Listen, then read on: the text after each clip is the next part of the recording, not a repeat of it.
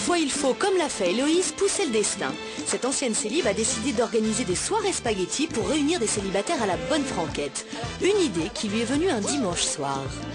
Quand j'étais célibataire, je trouvais qu'il n'y avait rien de pire qu'un dimanche soir, mais vraiment. Et je me suis dit, il y a peut-être plein de gens comme moi, et j'ai commencé à réunir chez moi des amis, puis des amis d'amis, puis des amis d'amis. Mais le principe, c'est que j'avais pas quand même envie de passer mon dimanche à cuisiner.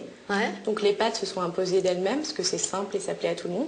Et très vite, c'est devenu un petit rendez-vous à Paris de gens que je connaissais ou que je ne connaissais pas. Et c'était la découverte de 10 personnes tous les dimanches soirs. Alors comment vous êtes passé de l'idée de faire un dîner le dimanche soir avec des amis, ce qui peut a priori arriver à tout le monde, hein, à l'envie de nouvelles têtes, justement? Alors en fait, ce qui s'est passé, c'est que les amis sont venus 2-3 fois, mais au fur et à mesure sont de moins en moins disponibles. Puis ils ont commencé à en parler à d'autres amis à eux. Et ce qui fait que très vite, je me suis retrouvée avec vraiment 10 inconnus chez moi. Et jusqu'à donc cette fameuse rencontre où ce jeune homme donc, qui va devenir mon futur mari m'a dit « Écoute, t'es gentil, mais maintenant qu'on est ensemble, c'est fini. Je ne veux plus voir de célibataires chez nous le dimanche soir. » Alors attends. Vous faisiez vos dîners, vous vous êtes mis à voir des gens que vous ne connaissiez pas forcément. La condition sine qua non de leur présence était le célibat, d'accord? Et un jour, vous rencontrez un jeune homme et vous tombez amoureux. Un collègue d'un de mes amis qui est venu par hasard. C'est génial.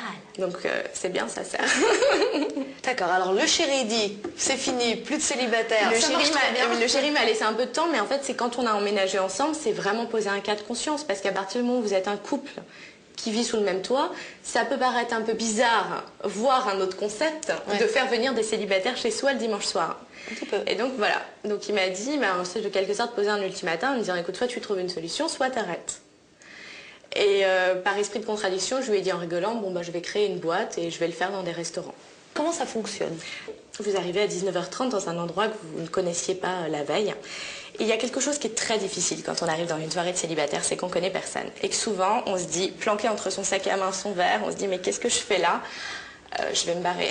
Ils me font peur. Ouais. Et donc, en fait, tout l'enjeu, c'était vraiment de réinventer ce que je faisais chez moi, c'est-à-dire une hôtesse de maison. Bien sûr. Et pour ça, en fait, j'ai mis au point un système qui s'appelle les référents. Et donc, sur chaque table, il y a une personne que je forme à une réunion préalable et qui est en fait chargée d'accueillir les gens pour que ça se passe bien. Et ça marche? Oui, c'est quand même une question essentielle. Non, ça marche. On a de très jolies histoires. Je suis alors moi d'abord, exactement, et je suis très contente aussi d'avoir appris il y a quelques jours la naissance d'une petite fille qui s'appelle Louise. Farfalle. Voilà. Elle donc s'appelle une petite Louise, et ses deux parents se sont rencontrés. Ils ont été très rapides, il y a un an et demi. Héloïse aurait-elle quelque chose en plus que les autres célibataires que j'ai croisés en faisant cette enquête?